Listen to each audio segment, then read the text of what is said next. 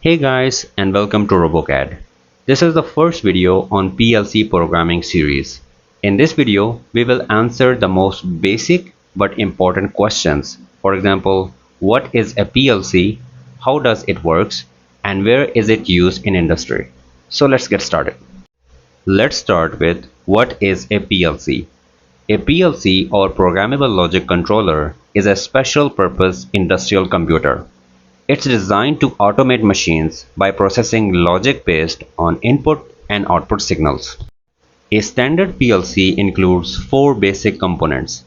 The first one is the CPU, where all logic and decisions are processed. Then there is input and output modules. These connect the PLC to real-world devices like sensors and motors. Then there is the power supply, which is used to provide the operating voltage.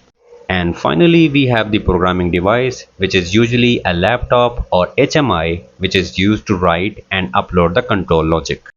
And now let's see how a PLC works. A PLC operates in a continuous cycle, which is known as scan cycle. The scan cycle follows three simple steps: reading the input from sensors or switches, execute the control logic, and updating the outputs to control devices like actuators or lights. This can happen many times every second, allowing the PLC to respond quickly to any changes. And now let's talk about the most common PLC brands. Well, there are many PLC brands out there, but the most popular in industry include Siemens, Allen Bradley, Mitsubishi, and Skyner Electric. PLCs are used in almost every industry where automation is required.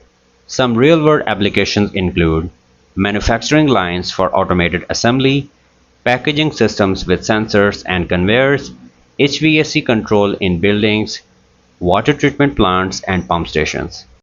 If the system runs automatically, a PLC is likely behind the scenes making decisions. So that's all for this video on PLC. If you find this video helpful, then please hit the like button and subscribe to my channel. See you in the next video.